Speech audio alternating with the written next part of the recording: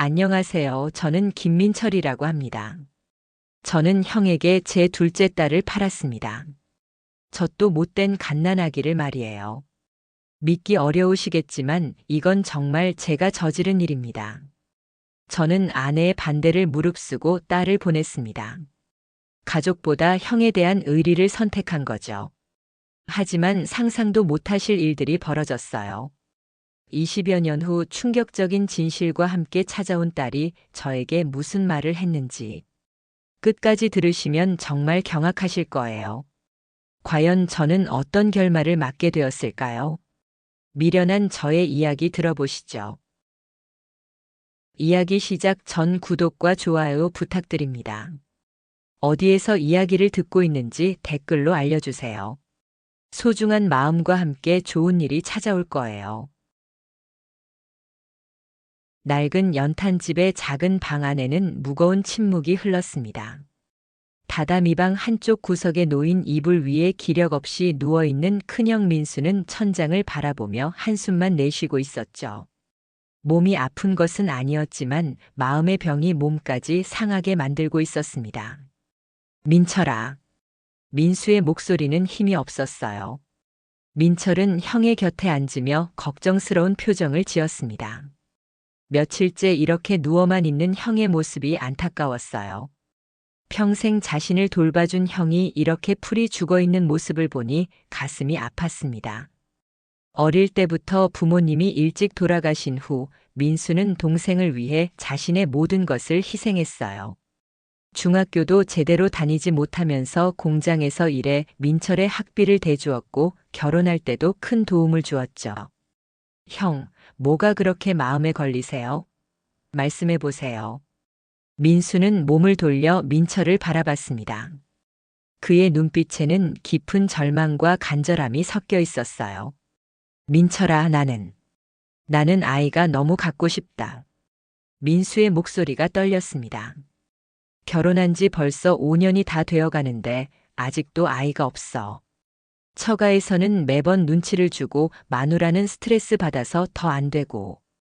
민철은 형의 속마음을 이해할 수 있었어요. 그 시대에 결혼하고 아이가 없다는 것은 정말 큰 고통이었습니다. 특히 장남인 형에게는 더욱 그랬죠. 형님, 곧 생기실 거예요. 너무 조급해하지 마세요. 하지만 민수는 고개를 저었습니다. 아니야, 민철아.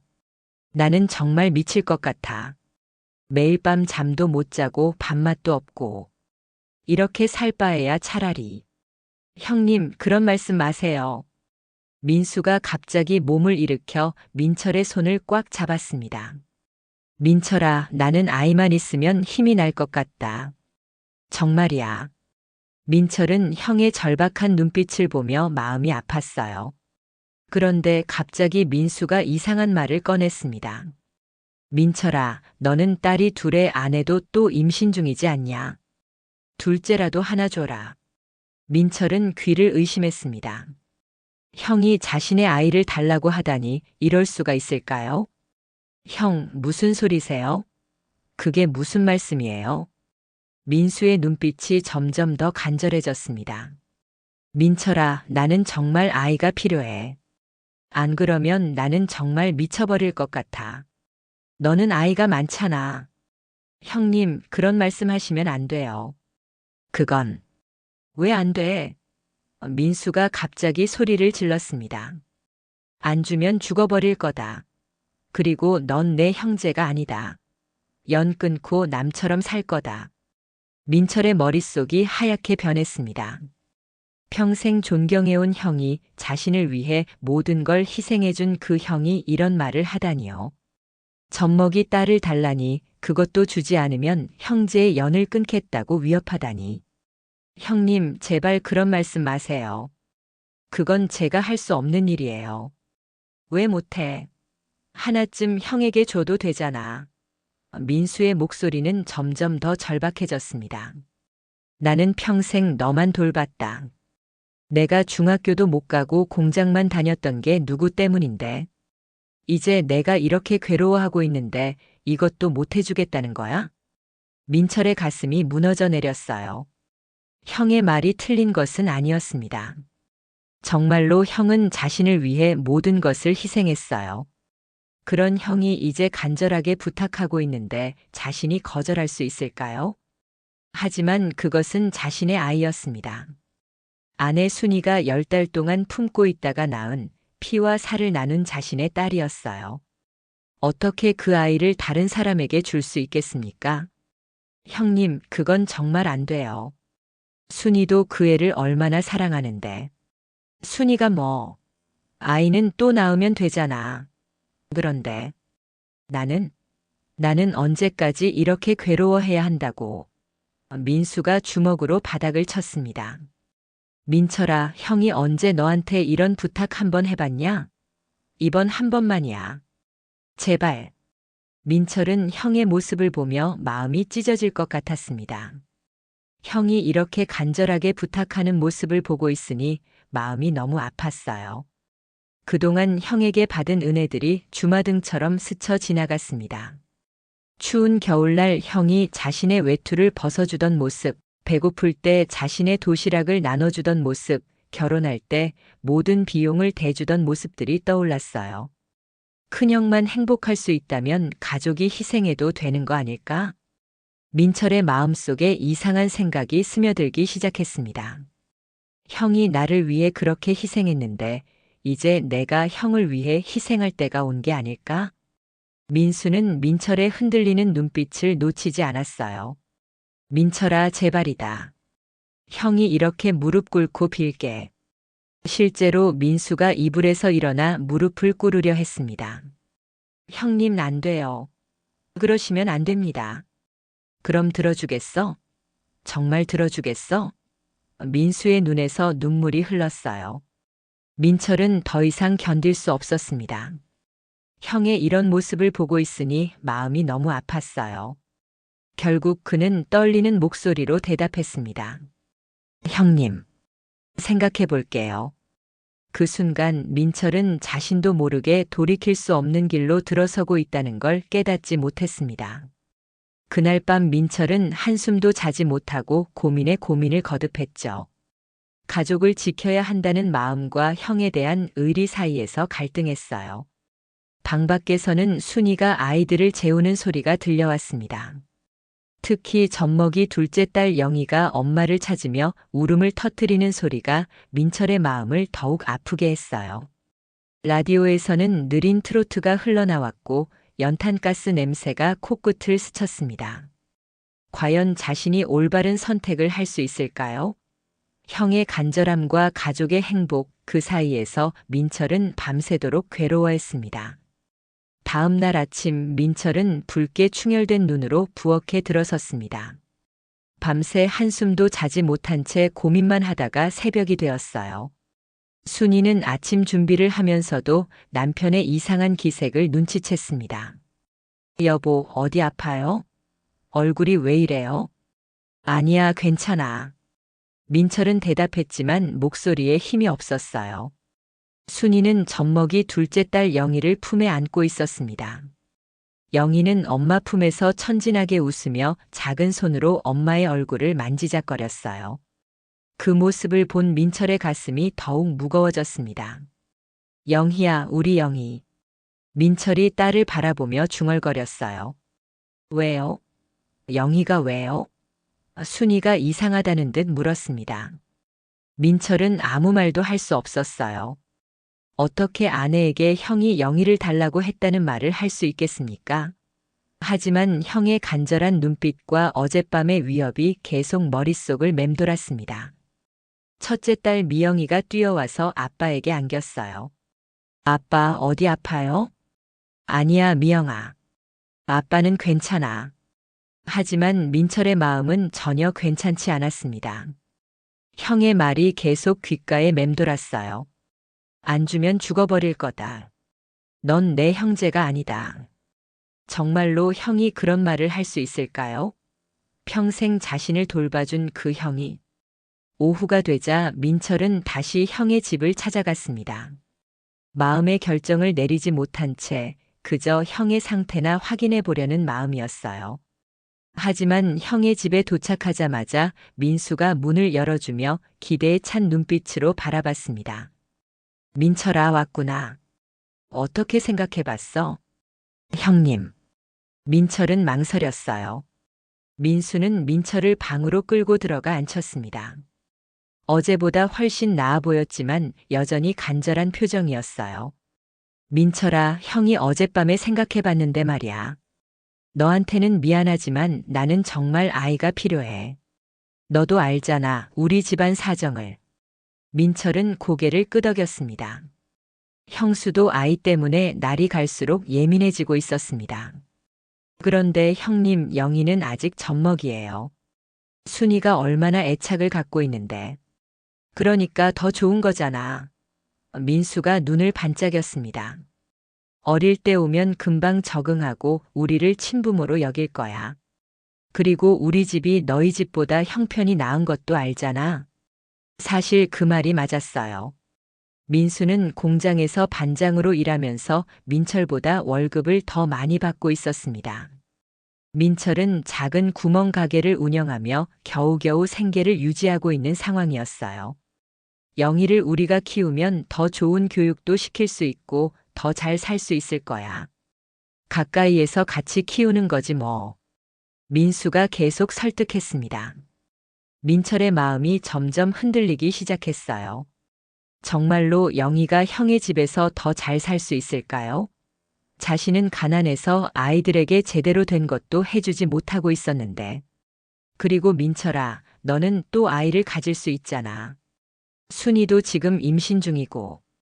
민수의 목소리가 점점 더 간절해졌습니다. 하지만 나는 언제 아이를 가질 수 있을지 모르잖아. 민철은 형의 처지를 생각하니 마음이 아팠어요. 정말로 형은 아이 때문에 너무 괴로워하고 있었습니다. 그런 형을 보고 있으니 차마 거절할 수가 없었어요. 형님. 민철이 입을 열려다 말았습니다. 민철아, 제발이다. 형이 평생 너한테 뭔가 부탁한 적 있냐? 이번 한 번만이야. 정말 이번 한 번만. 민수가 민철의 손을 꽉 잡았어요. 그 순간 민철의 머릿속에서 이상한 합리화가 시작되었습니다. 형이 나를 위해 그렇게 희생했는데 이제 내가 형을 위해 뭔가 해줄 때가 온 게 아닐까? 영희도 형의 집에서 더 잘 살 수 있을 거야. 우리는 어차피 또 아이를 가질 예정이고. 알겠습니다, 형님. 민철이 떨리는 목소리로 말했어요. 민수의 얼굴이 환해졌습니다. 정말이야? 정말 그렇게 해주겠어? 네. 하지만 순이한테 어떻게 말하죠? 그건 내가 알아서 잘 설득해봐. 형편이 어려우니까 영희가 더 좋은 환경에서 자랄 수 있다고 하면 될 거야. 민철은 고개를 끄덕였지만 가슴 한구석이 무너져 내리는 기분이었어요. 정말로 이게 옳은 일일까요? 하지만 이미 형에게 약속을 했으니 되돌릴 수는 없었습니다. 집으로 돌아가는 길에 민철의 발걸음은 무거웠어요. 어떻게 순이에게 이 이야기를 해야 할까요? 아내가 얼마나 충격을 받을까요? 하지만 형과의 약속을 지키기 위해서는 어쩔 수 없었습니다. 그날 저녁 민철은 아이들을 재운 후 순이와 단둘이 앉아 있을 때 조심스럽게 말을 꺼냈어요. 순이야, 너한테 할 말이 있어. 뭔데요? 왜 이렇게 심각해요? 민철은 한참을 망설이다가 입을 열었습니다. 형님이 영희를 키우고 싶어 하셔. 네. 무슨 소리예요? 형님 댁이 아이가 없잖아. 그래서 너무 괴로워하고 계셔. 그런데 우리는 아이가 둘이고 또 하나 더 생길 예정이니까. 순이의 얼굴이 창백해졌습니다.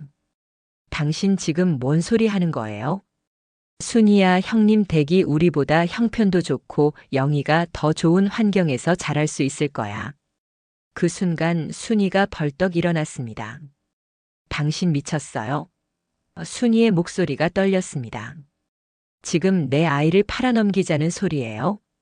민철은 당황하며 손사래를 쳤어요. 팔아넘긴다니 무슨 소리야? 형님이 키우시겠다는 거잖아. 그게 팔아넘기는 거 아니고 뭐예요? 순이가 소리를 질렀습니다. 그 바람에 방에서 자고 있던 아이들이 깨어 울음을 터뜨렸어요. 쉿, 애들 깬다. 민철이 말렸지만 순이는 이미 눈물을 흘리고 있었습니다. 당신은 남편이 아니야. 어떻게 내 아이를 내가 10달 동안 뱃속에 품고 있다가 낳은 내 새끼를. 순이가 오열하기 시작했어요. 민철은 아내의 반응이 이럴 줄 알았지만 막상 보고 있으니 가슴이 찢어질 것 같았습니다. 하지만 형과의 약속을 지켜야 한다는 생각에 계속 설득을 시도했어요. 순이야, 진정해. 우리 형편을 생각해봐. 아이 셋을 어떻게 키워? 형님 댁에서 키우면 영희가 더 잘 살 수 있을 거야. 잘 살면 뭐해요? 부모 없이 사는 게 무슨 소용이에요? 순이가 울면서 소리쳤습니다. 당신은 아이 낳아본 적 있어요? 10달 동안 뱃속에서 키운 적 있어요? 순이는 방으로 들어가 자고 있는 영희를 안아 올렸어요. 영희는 엄마 품에서 잠결에 미소를 지었습니다. 우리 영희야, 엄마가 지켜줄게. 엄마가 있는데 누가 너를 데려가?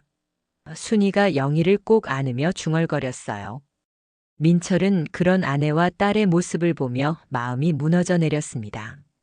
정말로 이게 옳은 일일까요? 하지만 형에게 이미 약속을 했고 형이 얼마나 간절해하는지 알고 있었어요. 순이야, 나도 마음이 아파. 하지만 형님이 얼마나 괴로워하는지 알면. 형님이 괴로우면 내가 행복해야 한다는 거예요? 내 아이를 빼앗아가면서까지. 순이의 목소리가 절규에 가까웠습니다. 빼앗아간다니, 그런 게 아니야. 그냥 형님이 키우시는 거지. 그게 빼앗아가는 거예요. 당신은 정말 모르겠어요? 순이가 영희를 더욱 꽉 안았어요. 민철은 답답함을 느꼈습니다. 아내가 왜 이렇게 이기적으로 구는지 이해할 수 없었어요. 형이 그렇게 간절하게 부탁했는데 가족이 조금 희생하는 게 그렇게 어려운 일일까요? 순이야, 우리는 또 아이를 가질 거잖아. 지금도 임신 중이고. 그러면 뭐요? 이 아이는 필요 없다는 거예요? 순이가 믿을 수 없다는 표정으로 남편을 바라봤습니다. 그때 첫째 딸 미영이가 잠결에 일어나 나왔어요. 엄마, 왜 울어요? 무슨 일이에요? 순이는 서둘러 눈물을 닦으며 딸을 달랬습니다. 아무것도 아니야, 미영아. 다시 자거라. 하지만 미영이는 엄마와 아빠 사이에 이상한 분위기를 느꼈어요. 아이는 영희를 안고 있는 엄마 곁으로 가서 동생의 볼을 만져줬습니다. 영희야, 잘 자. 미영이가 동생에게 뽀뽀를 해줬어요. 그 모습을 본 순이의 눈에서 또다시 눈물이 흘렀습니다. 자매가 얼마나 서로를 사랑하는데 어떻게 이들을 떼어놓을 수 있겠어요? 민철도 딸들의 모습을 보며 마음이 흔들렸습니다. 하지만 형과의 약속이 있었고 형의 간절함을 생각하면 마음을 굳힐 수밖에 없었어요. 미영아, 방에 가서 자거라. 엄마 아빠가 이야기할 게 있어. 미영이가 방으로 들어간 후 민철은 다시 아내를 설득하기 시작했습니다. 순이야, 내 마음도 편하지 않아. 하지만 형님을 생각해봐. 평생 나를 위해 희생하신 분이야. 이번 한 번만 들어드리자. 한 번만이요? 아이를 주는 게 한 번만이에요? 순이가 비웃듯 말했어요. 그럼 나중에 다시 달라고 하실 거예요? 그런 게 아니야. 정말 이번만이야. 순이는 고개를 저었습니다. 안 돼요. 절대 안 돼요. 내가 죽어도 영희는 못 보내요. 민철의 목소리가 점점 강해졌어요. 순이야, 너 지금 이기적으로 구는 거야. 형님이 얼마나 괴로워하는지 알면서도. 이기적이요? 내가 이기적이라고요? 순이가 믿을 수 없다는 표정을 지었습니다. 내 아이를 지키려는 게 이기적이에요? 형님도 가족이야. 우리 가족이 조금 희생해서 형님이 행복해질 수 있다면. 희생이요? 내 아이를 포기하는 게 조금 희생이에요? 순이의 목소리가 떨렸어요. 민철은 점점 답답해졌습니다. 아내가 왜 이렇게 고집을 부리는지 이해할 수 없었어요. 형이 그렇게 간절하게 부탁했는데 왜 들어주지 못하겠다는 건지. 순이야, 형님이 살려면 어쩔 수 없는 거야. 살려면이요? 형님이 죽어가고 계신가요? 아니, 그런 게 아니라. 형님이 아이 때문에 너무 괴로워하셔서. 순이는 한숨을 쉬었습니다. 당신은 정말 모르는군요. 나한테 영희가 얼마나 소중한지, 내가 얼마나 이 아이를 사랑하는지. 민철은 더 이상 말을 이어가기 어려웠어요. 아내의 반대가 이렇게 심할 줄은 몰랐습니다. 하지만 형과의 약속이 있었고 형의 간절함을 저버릴 수는 없었어요. 순이야, 마지막으로 한 번 더 생각해봐. 정말 마지막이야. 순이는 영희를 꼭 안으며 단호하게 말했어요. 절대 안 돼요. 죽어도 안 보내요. 그날 밤 부부는 서로 등을 돌리고 잠자리에 들었습니다. 순이는 영희를 품에 안고 밤새 울었고 민철은 천장을 바라보며 고민에 빠졌어요. 과연 어떻게 해야 할까요? 형과의 약속을 지켜야 할까요? 아니면 아내의 뜻을 따라야 할까요? 며칠이 지났지만 상황은 전혀 나아지지 않았습니다. 순이는 영희를 한시도 떼어놓지 않으려 했고 민철은 형에게 한 약속 때문에 괴로워했어요. 집안 분위기는 날이 갈수록 무거워져만 갔습니다. 민철은 매일 형의 집을 찾아가 상황을 보고해야 했어요. 형은 날마다 언제 영희를 데려올 수 있냐고 물었고 민철은 아직 순이를 설득 중이라고 둘러댔습니다. 민철아, 대체 언제까지 기다려야 하는 거야? 민수가 짜증 섞인 목소리로 물었어요. 형님, 조금만 더 기다려주세요. 순이가 워낙 완고해서.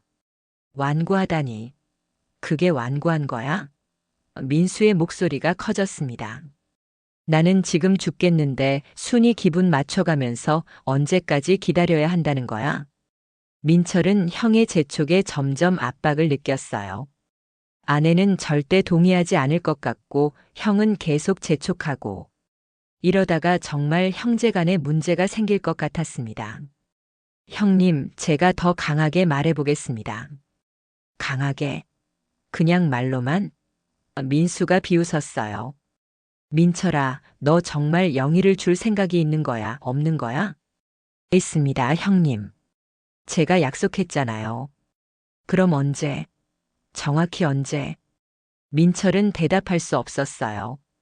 순이의 완강한 반대를 보면 설득이 불가능해 보였거든요. 그날 저녁 민철은 집에 돌아가서 다시 아내와 마주 앉았습니다.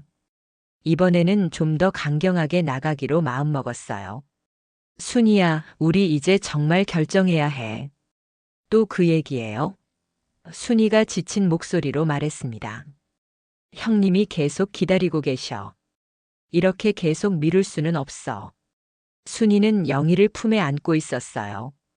영희는 엄마 품에서 평화롭게 잠들어 있었습니다. 당신이 형님한테 안 된다고 말하면 되잖아요.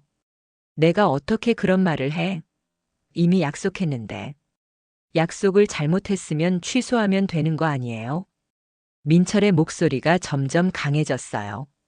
순이야, 너 지금 나를 거짓말쟁이로 만들려고 하는 거야? 거짓말쟁이요?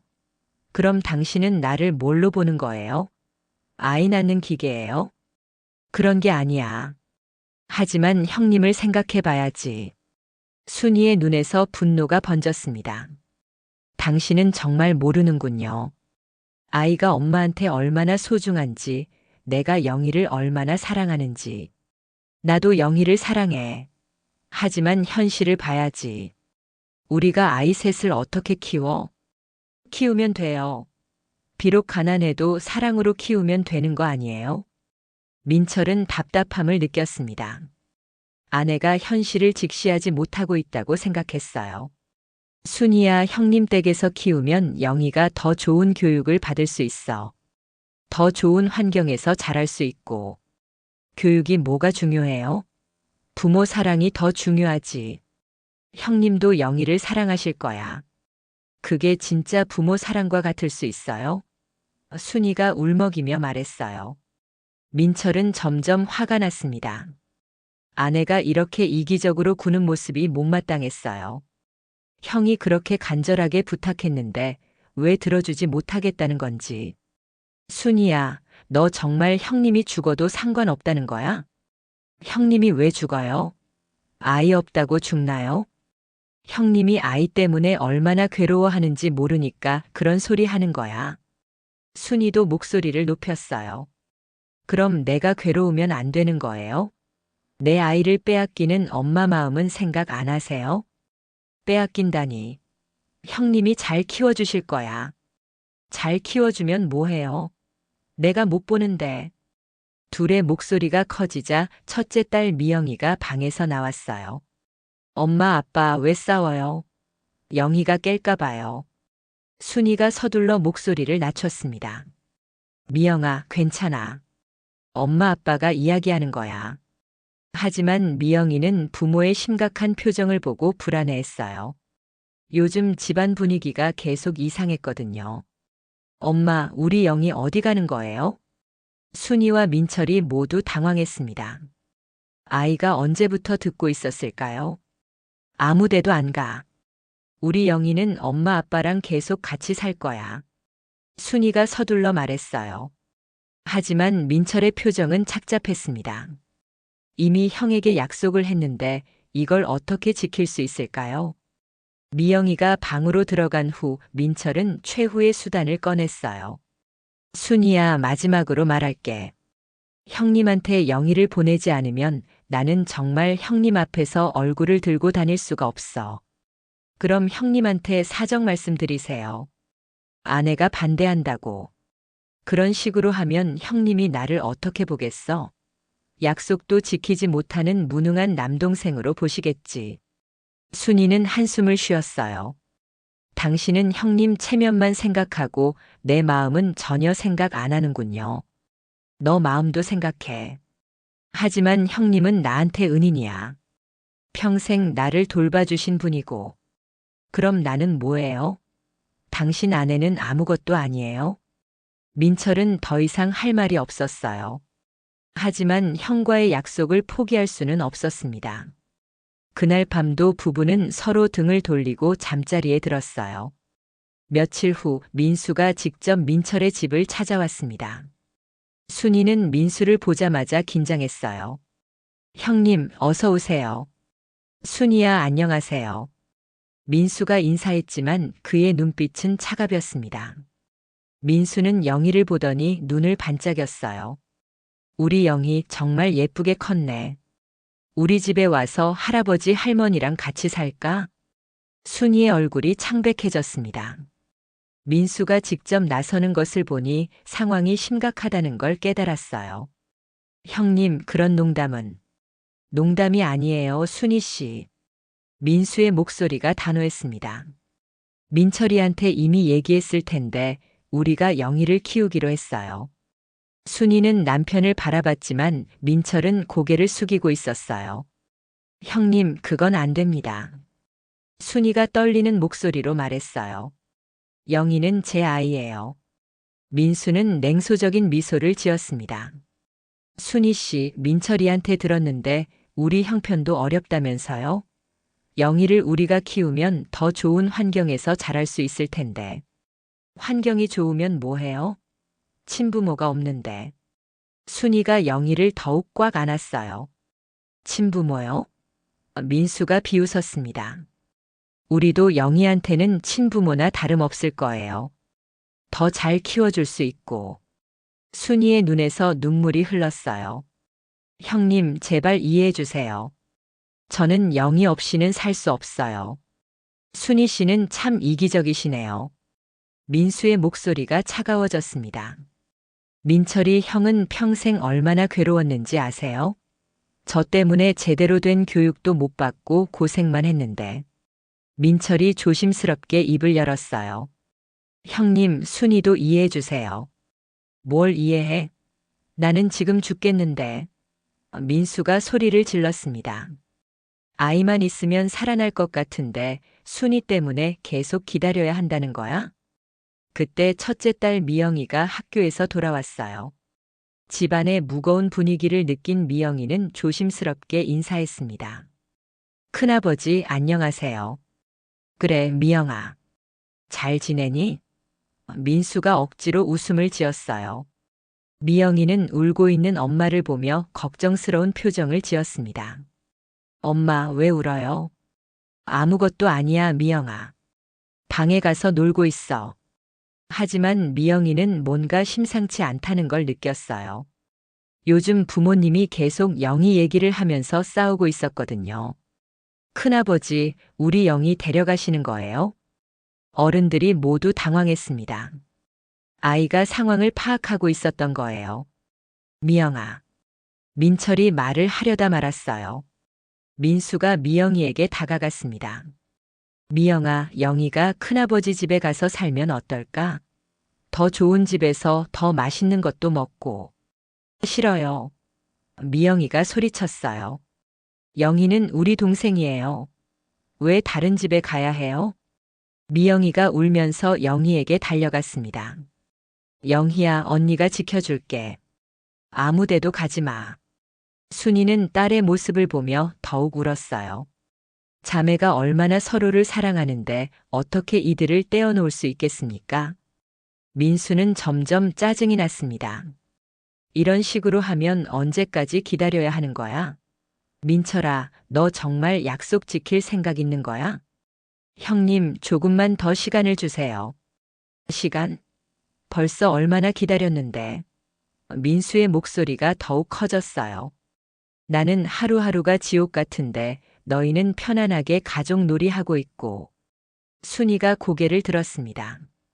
형님, 저희도 편안하지 않아요. 매일 이 얘기 때문에 싸우고 있어요. 그럼 빨리 결정하세요. 이렇게 미루기만 하지 말고. 민철은 형과 아내 사이에서 진퇴양난이었어요. 어느 쪽을 택해도 큰 상처가 날 것 같았습니다. 형님, 일단 오늘은 돌아가세요. 제가 순이랑 다시 얘기해 볼게요. 얘기? 또 얘기해? 민수가 비웃었어요. 민철아, 너 나를 바보로 보는 거야? 순이가 동의할 리 없다는 거 나도 알아. 민수가 갑자기 일어나서 영희에게 다가갔습니다. 그럼 내가 직접 데려가야겠네. 안 돼요. 순이가 영희를 안고 뒤로 물러났어요. 왜 안 돼? 이미 민철이하고 약속했는데. 민수가 영희를 빼앗으려 했습니다. 형님, 안 됩니다. 민철이 서둘러 말렸어요. 그럼 언제? 정확히 언제 줄 건데? 민수가 소리쳤습니다. 순이는 영희를 꽉 안고 울었어요. 민수의 강압적인 태도에 더욱 무서워졌습니다. 형님, 제발 순이를 이해해 주세요. 아이를 떼어놓는 게 얼마나 힘든 일인지. 이해? 내가 얼마나 힘든지는 이해 안 하면서. 민수의 눈이 차갑게 변했어요. 민철아, 너 정말 배은망덕하다. 내가 너한테 얼마나 잘해줬는데 이런 식으로 배신하는 거야? 배신이라니요, 형님. 배신 아니면 뭐야? 약속해놓고 지키지 않는 게 배신 아니면 뭐야? 미영이와 영희가 모두 울기 시작했어요. 어른들의 큰 소리에 놀란 거였습니다. 순이는 아이들을 달래면서 말했어요. 형님, 아이들이 무서워해요. 조용히 해주세요. 조용히? 내가 왜 조용히 해야 해? 내 조카를 데려가는 것도 이렇게 어렵게 해야 하는데. 민철은 상황이 걷잡을 수 없이 악화되는 걸 느꼈어요. 이러다가 정말 큰일이 날 것 같았습니다. 형님, 일단 진정하세요. 우리 차근차근 얘기해 봅시다. 얘기는 무슨 얘기? 이미 결정된 일이야. 민수가 다시 영희에게 손을 뻗었습니다. 순이는 아이를 안고 방으로 피했어요. 민수가 따라오자 순이는 방문을 잠갔습니다. 문 열어. 당장 문 열어. 민수가 문을 두드렸어요. 형님, 그만하세요. 민철이 형을 말렸습니다. 그만? 내가 뭘 그만해? 내 아이를 데려가는 게 뭐가 잘못됐어? 방 안에서 순이와 아이들의 울음소리가 들렸어요. 순이는 영희와 미영이를 꽉 안고 떨고 있었습니다. 민수는 한참 동안 문을 두드리다가 포기했어요. 그리고 민철을 노려보며 말했습니다. 민철아, 마지막으로 말한다. 이번 주 안에 영희를 데려와. 안 그러면 너는 내 동생이 아니야. 그리고 지금까지 내가 너한테 해준 것들, 모든 걸 다 갚아. 민철의 얼굴이 창백해졌어요. 형이 정말로 연을 끊겠다고 하는 거였습니다. 형님, 일주일이야. 딱 일주일만 기다려준다. 민수가 문을 쾅 닫고 나갔어요. 집안에 무거운 침묵이 흘렀습니다. 방 안에서는 여전히 순이와 아이들의 흐느끼는 소리가 들렸어요. 민철은 바닥에 주저앉아 머리를 감쌌습니다. 정말 어떻게 해야 할까요? 민수가 나간 후 집안은 죽음과 같은 정적이 흘렀습니다. 민철은 한참 동안 바닥에 앉아 있다가 조심스럽게 방문을 두드렸어요. 순이야, 문 좀 열어줘. 싫어요. 가세요. 순이의 목소리가 떨렸습니다. 순이야, 우리 얘기 좀 하자. 무슨 얘기요? 더 이상 할 얘기 없어요. 민철은 한숨을 쉬며 문에 기대어 앉았어요. 순이야, 나도 힘들어. 형님이 정말로 연을 끊겠다고 하셔. 방 안에서 순이의 흐느끼는 소리가 들렸습니다. 그럼 끊으라고 하세요. 형님이 그렇게 나쁜 분이면. 나쁜 분이 아니야. 형님은 그냥 아이가 너무 간절하신 거야. 간절하면 남의 아이 뺏어가도 되는 거예요? 민철은 대답할 수 없었어요. 형의 행동이 옳다고 할 수는 없었지만 그렇다고 형을 나쁘다고 말할 수도 없었습니다. 순이야, 형님이 일주일이라고 하셨어. 정말 마지막이야. 그럼 뭐요? 일주일 후에는 무조건 영희를 보내라는 거예요? 그게 아니라 우리가 다른 방법을 찾아보자. 무슨 다른 방법이요? 민철도 막막했어요. 어떤 방법이 있을까요? 형은 영희가 아니면 안 된다고 했고 순이는 절대 보낼 수 없다고 했는데 그날 저녁 늦게 순이가 방문을 열고 나왔어요. 눈이 퉁퉁 부어 있었지만 표정은 단호했습니다. 여보, 결정했어요. 뭘 결정했어? 저는 영희랑 친정에 가서 살겠어요. 민철이 깜짝 놀랐어요. 친정에? 갑자기 왜? 여기 있으면 형님이 계속 영희를 데려가려고 할 거 아니에요. 차라리 멀리 가서 살겠어요. 순이야, 그런 식으로 해결될 문제가 아니야. 그럼 어떻게 해요? 여기 있으면서 매일 이런 공포 속에서 살아요? 순이의 목소리가 떨렸어요. 민철은 아내의 결심이 얼마나 단단한지 느낄 수 있었어요. 하지만 가족이 뿔뿔이 흩어지는 건 원하지 않았습니다. 순이야, 다른 방법을 생각해보자. 형님께 사정해볼게. 사정요? 오늘 보셨잖아요. 형님이 얼마나 무서우신지. 사정이 통할 분 같아요? 민철은 할 말이 없었어요. 정말로 형은 무서웠습니다. 평소에 알던 따뜻한 형의 모습이 아니었어요. 그럼 나는 어떻게 해? 너희가 친정에 가면 나는 혼자 사세요. 형님이 그렇게 좋으시면 형님이랑 사시고. 순이의 차가운 말에 민철의 가슴이 아팠어요.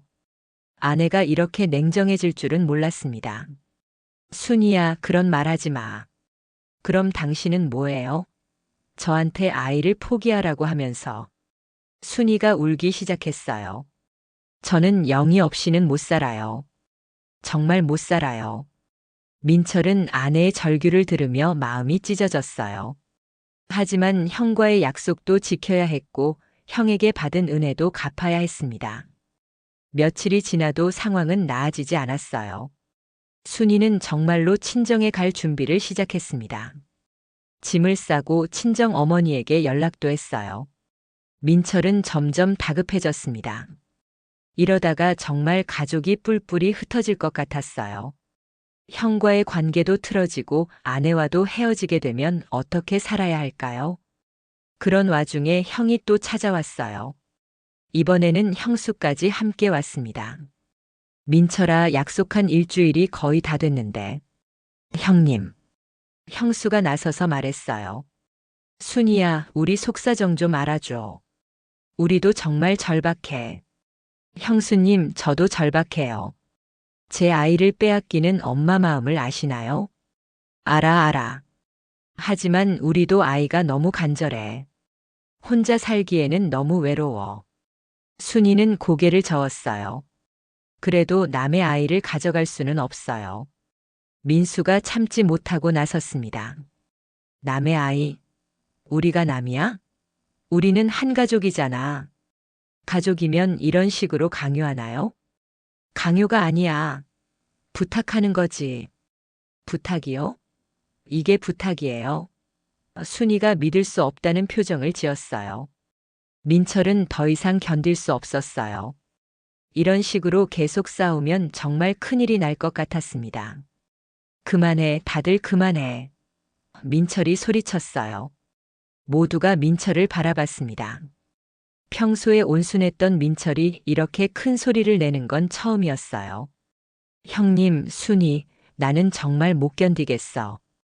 이렇게 싸우는 것도, 가족이 뿔뿔이 흩어지는 것도. 민철의 눈에서 눈물이 흘렀어요. 내가 결정할게. 내가 모든 걸 결정할 테니까 더 이상 싸우지 마. 순이가 불안한 눈빛으로 남편을 바라봤어요. 여보, 설마. 민철은 한참 동안 침묵했습니다. 그리고 천천히 입을 열었어요. 형님, 영희를 보내드리겠습니다. 순이의 얼굴이 창백해졌어요. 여보. 하지만 민철이 손을 들었어요. 조건이 있어요, 형님. 무슨 조건? 영희가 원하면 언제든지 우리 집에 올 수 있게 해주세요. 그리고 우리가 영희를 만나는 것도 허락해 주세요. 민수는 잠시 생각하더니 고개를 끄덕였어요. 당연하지. 그럼. 순이가 절망적인 표정으로 남편을 바라봤습니다. 당신, 정말 그러실 거예요? 민철은 고개를 숙였어요. 미안해, 순이야. 하지만 이게 최선인 것 같아. 형의 도움 없이는 우리 집 새내기도 빠듯해. 그 순간 순이의 마음속에서 뭔가가 무너져 내렸습니다. 남편이 결국 형을 선택한 거였어요. 자신과 아이들보다 형을 선택한 것이었습니다. 알겠어요. 순이가 차가운 목소리로 말했어요. 쾅순이는 방으로 말없이 들어갔어요. 그날 밤 순이는 영희를 꽉 안고 밤새 울었어요. 내일이면 영희와 헤어져야 한다는 생각에 미칠 것 같았습니다. 이게 정말 현실일까요? 자신의 아이를 다른 사람에게 보내야 한다니. 그 다음 날은 순이에게 지옥과 같은 하루였습니다. 아침부터 영희의 옷가지와 기저귀, 분유 등을 정리해야 했어요. 손 하나하나 움직일 때마다 가슴이 찢어지는 것 같았습니다. 엄마, 왜 영희 옷을 가방에 넣어요? 미영이가 궁금하다는 듯 물었어요. 순이는 딸에게 뭐라고 대답해야 할지 몰랐습니다. 어떻게 영희가 다른 집으로 간다고 말할 수 있겠어요? 영희가 큰아버지 댁에 가서 잠깐 있을 거야. 왜요? 우리 집이 싫어서요? 아니야, 미영아. 그런 게 아니라.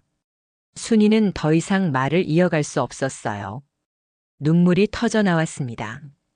미영이는 엄마가 우는 모습을 보고 무서워했어요. 엄마, 울지 마요. 영희가 금방 돌아올 거죠?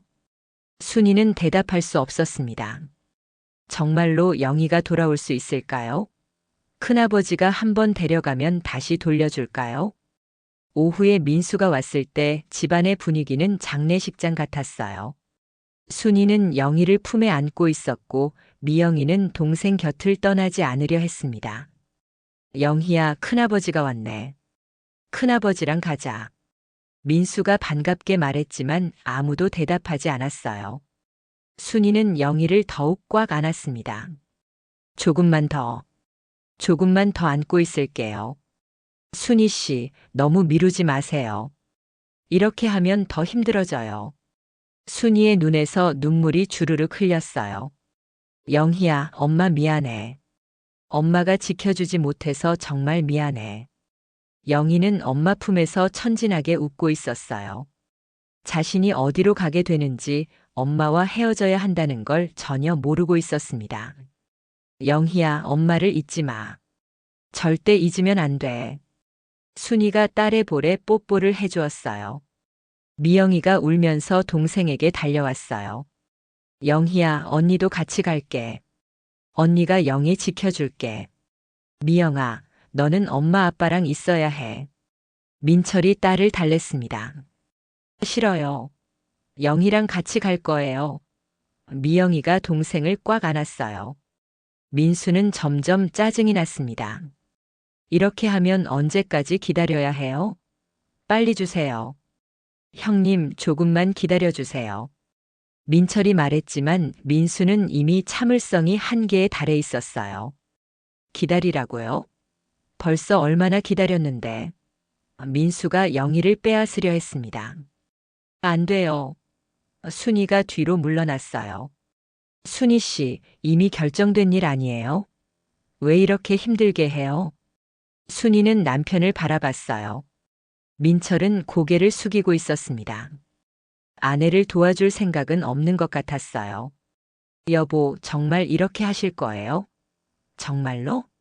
민철은 대답 대신 한숨만 쉬었어요. 이미 형에게 약속했으니 지켜야 한다고 생각했습니다. 결국 순이는 영희를 민수에게 건네주어야 했어요. 마지막 순간까지 영희의 손을 놓지 않으려 했지만 민수가 강제로 아이를 빼앗아갔습니다. 영희야. 순이가 절규했어요. 영희는 갑자기 낯선 사람에게 안기자 울음을 터뜨렸어요. 엄마를 찾으며 손을 뻗었지만 민수는 아이를 안고 빠르게 문 쪽으로 향했습니다. 엄마, 엄마. 미영이도 울면서 뛰어갔지만 이미 민수는 영희를 안고 나가고 있었어요. 영희야, 우리 영희야. 순이가 문 앞까지 쫓아갔지만 민수는 이미 영희를 안고 사라지고 있었습니다. 순이는 그 자리에 주저앉아 오열했어요. 영희야, 엄마 미안해. 엄마가 못나서 너를 지켜주지 못했어. 미영이도 엄마 옆에서 울었어요. 엄마, 영희 언제 돌아와요? 언제요? 민철은 아내와 딸의 모습을 보며 가슴이 아팠지만 이미 돌이킬 수 없었어요. 형에게 약속했으니 지켜야 한다고 생각했습니다. 그날부터 집은 완전히 달라졌어요. 순이는 영희가 있던 자리만 바라보며 하루 종일 울었습니다. 밥도 제대로 먹지 않고 잠도 자지 않았어요. 순이야, 밥 좀 먹어. 뱃속에 아기도 있는데. 밥이 넘어가요? 영희 없는데 어떻게 밥을 먹어요? 순이의 몸은 날이 갈수록 말라갔어요. 임신 중인데도 체중이 계속 줄었습니다. 의사는 걱정스럽다며 안정을 취하라고 했지만 순이는 듣지 않았어요. 미영이도 동생이 없어진 후로 완전히 달라졌어요. 밝았던 아이가 말수도 줄고 잘 웃지도 않았습니다. 아빠, 영희 언제 돌아와요? 미영아, 영희는 큰아버지 집에서 잘 지내고 있을 거야. 저도 영애 보러 갈 수 있어요? 민철은 대답할 수 없었어요. 형에게 가서 영희를 만나자고 할 용기가 없었거든요. 며칠 후 순이는 형의 집 근처까지 갔어요. 멀리서라도 영희를 보고 싶었거든요. 하지만 영희의 모습은 보이지 않았습니다. 순이는 용기를 내서 형의 집 문을 두드렸어요. 누구세요? 형수님, 저 순이에요. 영애 좀 보러 왔어요. 한참 후에 형수가 문을 열었어요. 하지만 표정이 달갑지 않았습니다. 순이 씨, 왜 왔어요? 영애 보러 왔어요. 잠깐만 봐도 돼요. 영희는 지금 자고 있어요. 그리고 우리 남편이 당분간은 만나지 말라고 했어요. 순이의 얼굴이 창백해졌어요. 왜요? 제가 엄만데 왜 못 봐요? 순이 씨, 이제 영희는 우리 딸이에요. 자꾸 만나면 아이가 혼란스러워해요. 혼란스러워한다고요? 저는 영희 친엄마예요. 친엄마지만 이제는 우리가 키우기로 했잖아요. 너무 자주 오시면 안 돼요. 형수는 그 말을 남기고 문을 닫았어요. 순이는 문 앞에서 한참 동안 서 있다가 결국 돌아서야 했습니다. 집으로 돌아온 순이는 완전히 무너졌어요. 아이를 보내는 것도 힘든데 만나는 것조차 허락하지 않다니. 이게 정말 현실일까요? 그날 밤 순이는 민철에게 말했어요. 여보, 저는 정말 못 살겠어요. 영희 없이는. 민철도 아내의 고통을 보며 괴로웠어요. 하지만 어떻게 해야 할지 몰랐습니다. 조금만 참아, 순이야. 시간이 지나면 나아질 거야. 나아져요? 언제요? 제 마음에 구멍이 뚫렸는데 언제 나아져요? 순이의 절규가 깊은 밤을 가득 메웠습니다. 그리고 그 절규는 앞으로도 계속될 것 같았어요. 영희가 떠난 후 집안은 죽음과 같은 정적에 휩싸였습니다. 순이는 영희가 자던 자리를 하루 종일 바라보며 울었어요. 밥도 제대로 먹지 않고 밤에도 잠들지 못했습니다. 순이야, 조금이라도 먹어야지. 뱃속에 아기도 있는데. 민철이 걱정스럽게 말했지만 순이는 고개만 저었어요. 어떻게 먹어요? 영이 없는데 어떻게? 순이의 목소리는 기력이 없었습니다. 며칠이 지나도 순이의 상태는 나아지지 않았어요. 오히려 더 심해졌습니다. 임신 중인데도 체중이 계속 줄어들었고 얼굴은 창백해져만 갔어요. 첫째 딸 미영이도 완전히 달라졌습니다. 평소 밝고 활발했던 아이가 말수가 줄고 잘 웃지도 않았어요. 아빠, 영희는 언제 돌아와요? 미영아, 영희는 큰아버지 댁에서 잘 지내고 있을 거야. 저도 영애 보러 갈 수 있어요?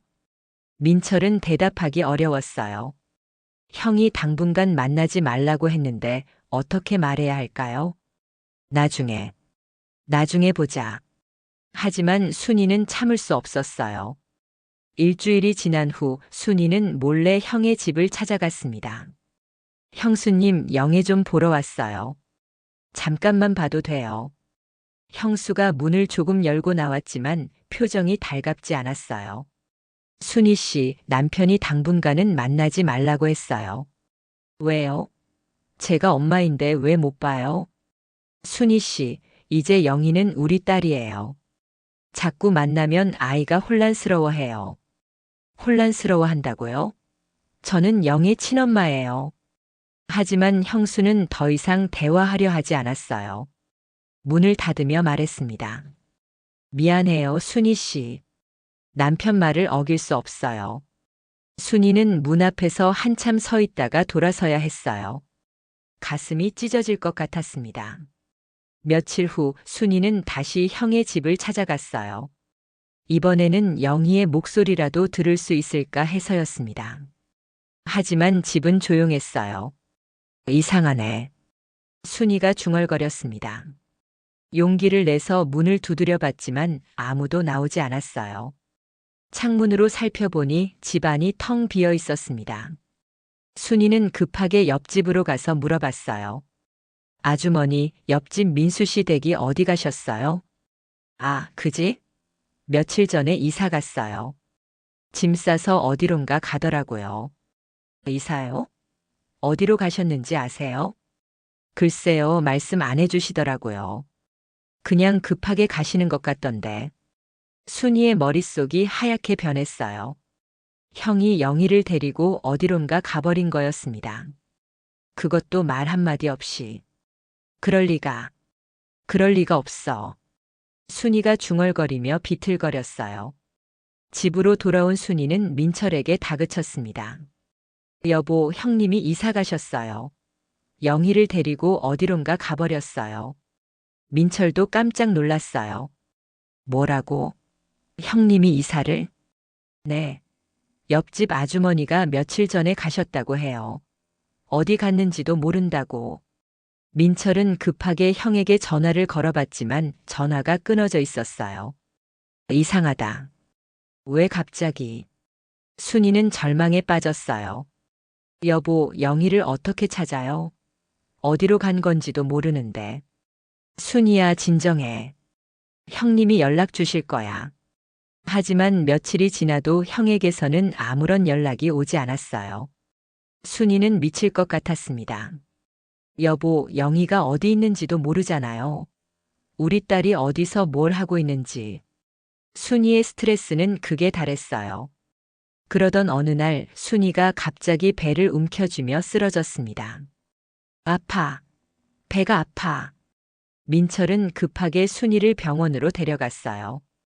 의사는 심각한 표정으로 말했습니다. 부인이 극심한 스트레스를 받으신 것 같아요.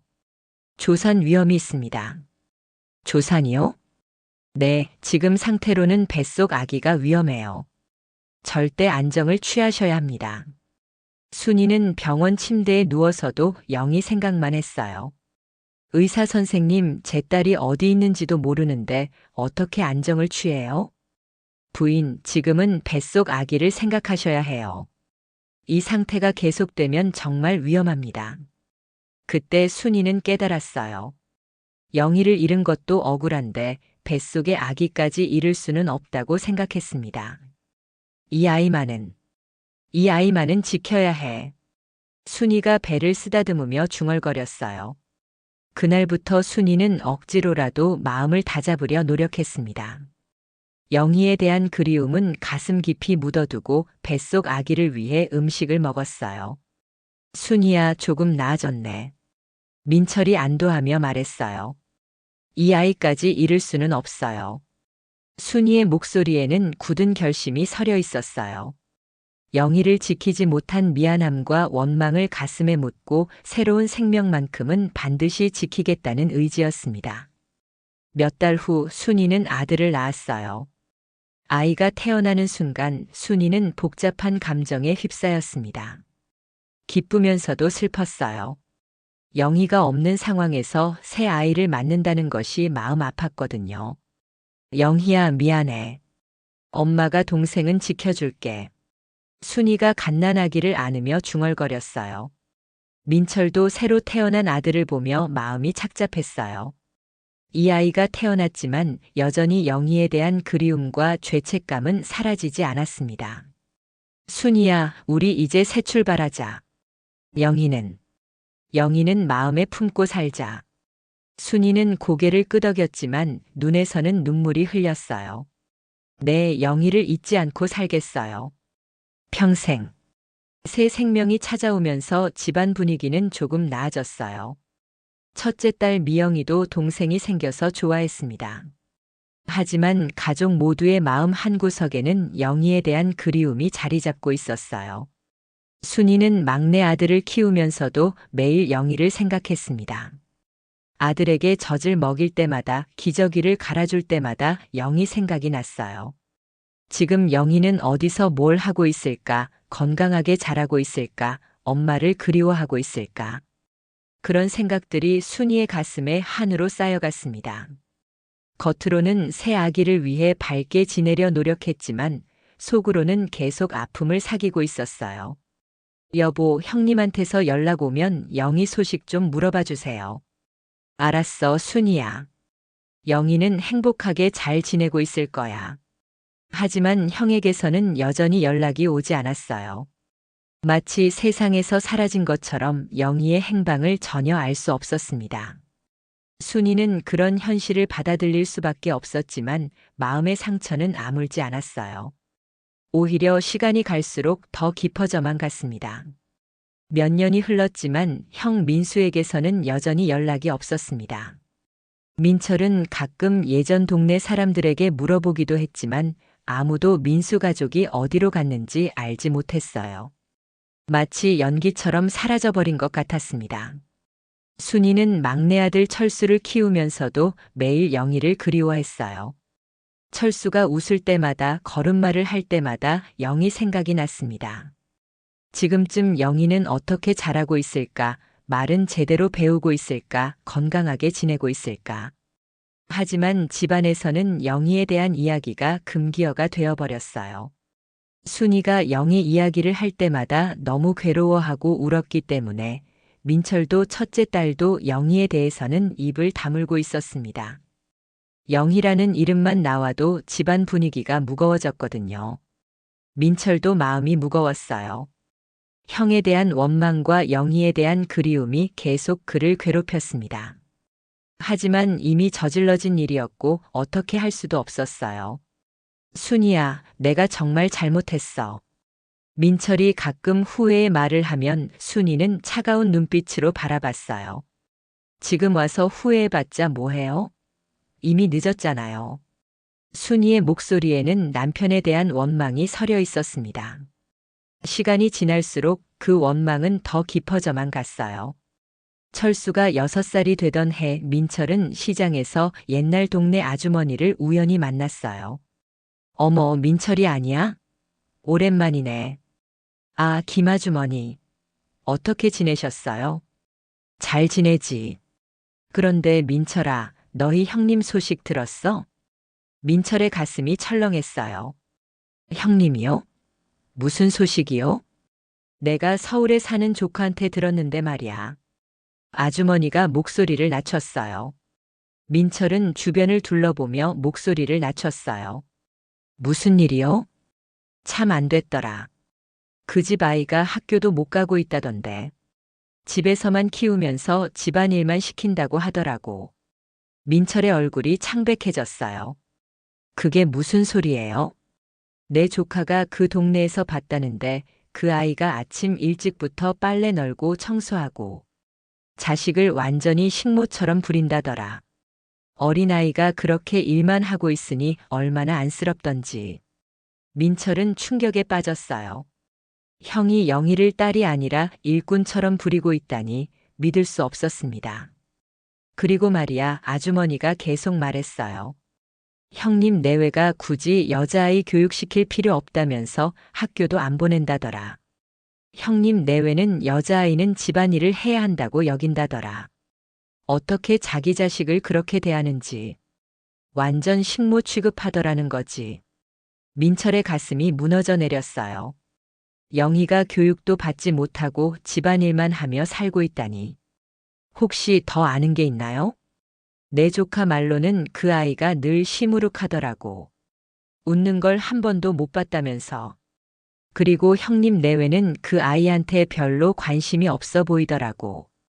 그냥 집안일 도우미 정도로만 생각하는 것 같다면서. 민철은 더 이상 들을 수 없었어요. 영희가 사랑받으며 자랄 거라고 믿었는데 현실은 정반대였던 거예요. 아주머니, 이 얘기는 아무한테도 하지 말아주세요. 아주머니는 민철의 참담한 표정을 보고 고개를 끄덕였어요. 집으로 돌아온 민철은 혼자서 괴로워해야 했어요. 순이에게 이 사실을 말할 수도 없었습니다. 순이가 알면 얼마나 더 괴로워할까요? 민철은 순이와 아이들을 바라보며 가슴이 아팠어요. 영희의 참담한 현실을 알고 있지만 그 누구에게도 말할 수 없었습니다. 특히 순이에게는 절대로. 그날 밤 민철은 혼자 밖에 나가서 울었어요. 영희가 교육도 받지 못하고 식모처럼 일만 하며 살고 있다는 소식에 마음이 찢어졌습니다. 자신이 내린 잘못된 선택이 영희를 그런 삶으로 내몰았다는 죄책감이 그를 짓눌렀어요. 영희야, 아빠가 잘못했다. 정말 잘못했다. 민철의 한숨 섞인 독백이 어둠 속으로 사라져갔습니다. 하지만 그는 이 괴로움을 혼자서 감당해야 했어요. 가족들에게는 절대 말할 수 없는 비밀이었으니까요. 세월이 흘러 순이의 몸은 점점 쇠약해져 갔습니다. 겉으로는 일상을 유지하려 노력했지만 영희를 잃은 상처와 남편에 대한 원망이 그녀의 마음을 갉아먹고 있었어요. 한 번도 제대로 아물지 않은 상처가 시간이 갈수록 더 깊어져만 갔습니다. 엄마, 어디 아프세요? 첫째 딸이 걱정스럽게 물었어요. 아니야, 괜찮아. 순이는 억지로 웃으며 대답했지만 얼굴은 날로 야위어 갔습니다. 민철은 아내의 변화를 느끼고 있었어요. 순이가 예전보다 말수가 줄었고 자주 한숨을 쉬었습니다. 가끔 영희의 이름을 중얼거리다가 눈물을 흘리는 모습도 봤어요. 순이야, 병원에 가보자. 몸이 안 좋아 보여. 괜찮아요. 순이의 목소리에는 힘이 없었어요. 영희에 대한 그리움과 죄책감이 그녀를 서서히 병들게 하고 있었습니다. 어느 날 순이가 갑자기 복통을 호소하며 쓰러졌어요. 엄마. 아이들이 놀라서 소리쳤습니다. 민철은 급하게 순이를 병원으로 데려갔어요. 검사 결과 의사는 심각한 표정으로 말했습니다. 부인이 위암에 걸리셨습니다. 이미 상당히 진행된 상태네요. 위암이라고요? 네, 많이 아프셨을 텐데 왜 이제 오셨나요? 민철은 의사의 말을 들으며 가슴이 무너져 내렸어요. 순이를 이렇게 만든 것이 바로 자신이라는 걸 알고 있었거든요. 순이는 항암 치료를 받았지만 몸보다 마음이 더 아팠어요. 치료 과정에서 머리카락이 빠지고 몸이 야위어 갔지만 그보다 영희에 대한 그리움이 더 견디기 어려웠습니다. 그해 겨울 순이의 병은 더욱 악화되었습니다. 의사는 더 이상 희망이 없다고 했어요. 민철은 아내의 병상 곁에서 밤을 새웠어요. 순이는 의식이 흐릿한 상태에서도 계속 영희를 불렀습니다. 영희야, 엄마가 미안해. 엄마가 너를 지키지 못해서. 그날 밤 순이는 영희의 이름을 부르며 세상을 떠났습니다. 마지막 순간까지 딸에 대한 그리움을 놓지 못한 채로. 영희야, 엄마가 너를 사랑한다. 장례를 치른 후 아이들은 어머니의 유품을 정리하기 시작했어요. 첫째 딸과 막내 아들 철수는 어머니 방에서 낡은 일기장을 발견했습니다. 이게 뭐지? 첫째 딸이 일기장을 열어봤어요. 일기장에는 어머니의 아픈 마음이 고스란히 적혀 있었습니다. 첫째 딸의 얼굴이 창백해졌어요. 철수야, 이거 봐. 그래서 엄마가 평생 그렇게 슬퍼하셨던 거야. 첫째 딸과 철수는 일기를 다 읽고 서로를 바라봤어요. 두 아이의 눈에는 분노와 슬픔이 가득했습니다.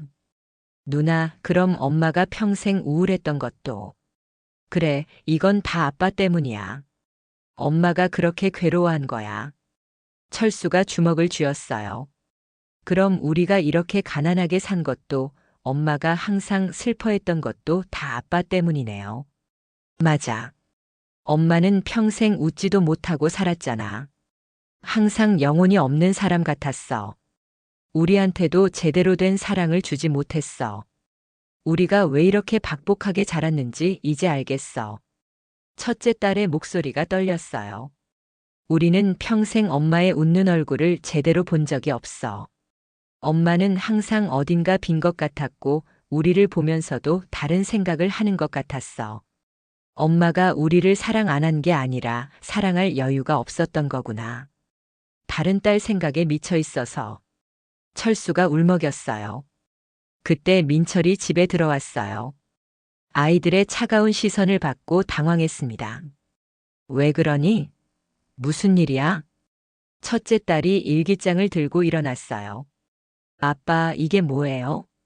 민철은 아내의 일기장을 보고 얼굴이 하얗게 변했습니다. 그건. 민철은 더 이상 숨길 수 없었어요.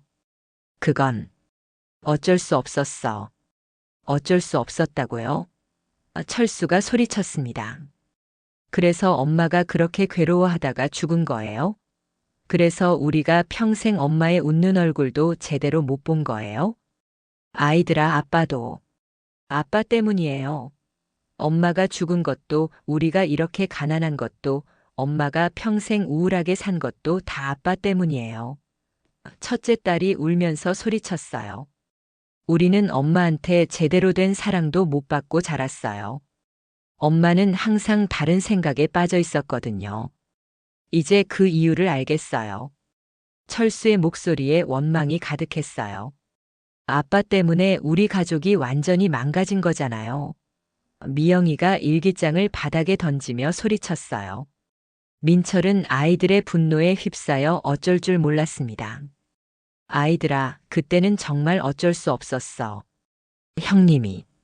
또 형님 탓이에요? 철수가 냉소적으로 웃었어요. 엄마 일기에 다 나와 있어요. 아빠가 마지막에 결정한 거라고.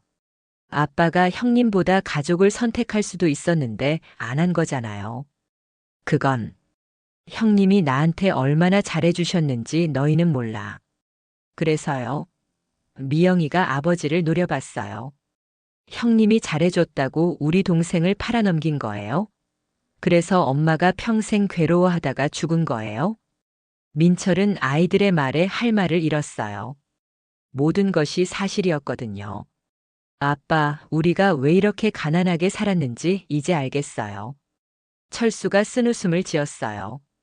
다른 집 아이들은 부모가 화목하고 엄마가 웃으면서 밥 해주고 그랬는데 우리 엄마는 항상 우울했잖아요. 맞아. 엄마는 평생 제대로 웃어본 적이 없어. 미영이가 눈물을 흘리며 말했어요. 우리가 뭔가 잘했을 때도 생일일 때도 엄마는 진짜 기뻐하는 것 같지 않았어. 항상 어딘가 빈 것 같고 슬픈 것 같았어. 며칠 후 미영이가 짐을 쌌어요. 어디 가려고 하니? 친구 언니 집에서 살면서 일할 거예요. 더 이상 아빠랑 같이 못 살겠어요. 미영아, 아빠가 잘못했어. 하지만 우리 가족이잖아. 가족이요? 미영이가 비웃었어요. 아빠가 가족을 지켰나요? 우리 동생을 팔아넘기고 엄마를 죽게 만든 아빠가 지금 와서 가족 타령해요. 미영이는 집을 나가면서 마음속에 다짐했어요. 언젠가는 반드시 영희를 찾아내겠다고.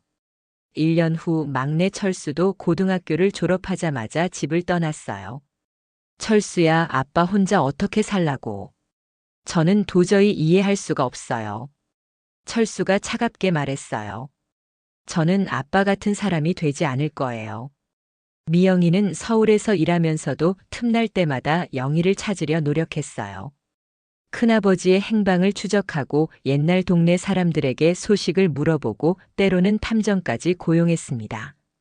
수년이 흘러 마침내 미영이는 영희의 소재를 알아냈어요. 영희는 서울 외곽의 작은 아파트에서 혼자 살고 있었습니다. 어느 날 영희의 집 문벨이 울렸어요. 누구세요? 영희야. 나는 미영이야. 너의 언니. 영희는 당황했어요. 문을 열어보니 30대 여성이 서 있었어요. 눈물을 글썽이며 영희를 바라보고 있었습니다. 영희야, 정말 너 맞지? 내가 미영이야. 너의 언니. 영희는 혼란스러웠어요. 네. 너는 기억 못할 거야. 내가 어릴 때 우리 집을 떠났으니까. 미영이가 눈물을 흘렸어요. 영희는 여전히 이해하지 못했습니다. 제가 어디 집을 떠났다는 거예요? 영희야, 앉아. 내가 모든 걸 말해줄게. 미영이는 영희에게 모든 진실을 말해주었어요. 영희가 원래 그들의 둘째 딸이었다는 것, 아버지가 큰아버지에게 보냈다는 것, 그리고 어머니가 그 일로 평생 괴로워하다가 세상을 떠났다는 것까지. 그럴 리 없어요. 영희가 고개를 저었어요. 영희야, 이걸 봐. 미영이가 어머니의 일기장을 꺼냈어요. 엄마가 쓴 일기야. 너에 대한 내용이 가득해. 영희는 일기를 읽으며 충격에 빠졌어요. 자신이 알고 있던 모든 것이 거짓이었던 거예요. 이게 정말이에요? 응, 영희야. 그리고 엄마는 너를 그리워하다가 암에 걸려서 돌아가셨어. 내가 25살 때였어. 영희의 눈에서 눈물이 흘렸어요. 엄마가, 진짜 엄마가 돌아가셨다고요? 응. 마지막까지 내 이름을 부르면서 너를 보고 싶어 하셨어. 영희는 그제야 모든 것을 이해했어요. 왜 집에서 한 번도 인간 대접을 받지 못했는지, 평생 겉돌았는지. 그럼 저는 정말로. 영희야, 너는 우리 동생이야. 엄마가 그렇게 사랑했던. 20여 년이 흘러 영희는 모든 진실을 알고 난 후 아버지를 찾아갔어요. 민철은 혼자 쓸쓸하게 늙어 있었습니다. 어느 날 민철의 집 문을 두드리는 소리가 들렸어요. 문을 열어보니 중년 여성이 서 있었습니다. 저는 영희라고 해요. 민철의 심장이 멈출 뻔했어요. 영희야? 네, 영희예요. 미영이 언니한테 모든 것을 들었어요. 민철의 눈에서 눈물이 쏟아졌어요. 영희야, 정말 오랜만이다. 하지만 영희의 눈빛은 차가웠어요. 아버지, 저는 얼마 전에야 진실을 알았어요. 제가 정말로 누구인지, 엄마가 어떻게 돌아가셨는지. 영희야. 저는 엄마가 돌아가신 줄도 몰랐어요. 아버지가 아무 말도 안 해줬거든요. 장례식에도 못 갔고 마지막 인사도 못 드렸어요. 민철의 얼굴이 창백해졌어요. 그리고 아시나요? 저는 평생 딸이 아니라 종처럼 살았어요. 영희의 목소리가 떨렸어요. 학교도 제대로 못 가고 친구도 없이 그냥 집안일만 하면서 자랐어요. 그 지옥 같은 집에서 도망쳐서 쭉 혼자 살았어요. 영희야, 아빠가 몰랐어. 정말 몰랐어. 몰랐다고요? 영희가 웃었지만 그 웃음은 서늘했습니다. 당신이 저를 팔아넘겼을 때 저도 죽은 거예요. 그리고 엄마도 당신 때문에 죽은 거예요. 민철은 딸의 말에 할 말을 잃었어요. 저는 이제 가겠어요. 아버지를 용서할 수 없어요. 평생. 영희는 그 말을 남기고 나가버렸어요. 민철은 딸의 뒷모습을 바라보며 무릎이 꺾였습니다. 그 후로 민철은 홀로 세월을 보냈습니다. 60, 70, 80까지. 긴 세월 동안 그 누구도 그를 찾아오지 않았어요. 미영이와 철수는 가끔 안부 전화는 했지만 한 번도 얼굴을 보러 오지 않았습니다. 영희는 그 후로 완전히 연락이 끊어졌어요. 80세가 된 민철은 거울 속 자신의 모습을 바라봤습니다. 주름투성이가 된 얼굴, 구부정한 등, 그리고 무엇보다도 절망으로 가득한 눈빛이 비쳤어요. 내가 무슨 짓을 한 건가? 그는 매일 이 말을 반복했습니다. 텅 빈 집에서 혼자 끓여 먹는 라면, 아무도 없는 생일날, 명절에도 연락 한 통 없는 적막함. 이 모든 것이 자신이 받는 벌이라는 걸 알고 있었어요. 창밖으로는 다른 집 아이들이 할아버지를 찾아와 안기는 모습이 보였습니다. 웃음소리가 들려왔어요. 하지만 민철의 집은 언제나 조용했습니다. 순이야, 영희야, 미영아, 철수야. 그는 가족들의 이름을 하나씩 불러봤지만 대답하는 이는 아무도 없었어요. 형에 대한 의리라는 이름으로 가족을 희생시킨 자신, 아내를 죽게 만들고 아이들을 원망하게 만든 자신. 이제 80년의 인생 끝자락에서 그는 모든 걸 잃고 혼자 남겨졌습니다. 이게 내가 받을 벌이구나. 민철이 중얼거렸어요. 그는 창가에 앉아 석양을 바라보며 생각했습니다. 만약 그때로 돌아갈 수 있다면, 만약 다시 선택할 수 있다면. 하지만 이미 너무 늦었어요. 민철의 눈에서 마지막 눈물이 흘렸습니다. 그 눈물에는 평생의 후회와 그리움, 그리고 돌이킬 수 없는 상실감이 모두 담겨 있었어요. 미안하다. 정말 미안하다. 그의 작은 중얼거림만이 적막한 집안을 메우며 긴 하루가 또 저물어갔습니다.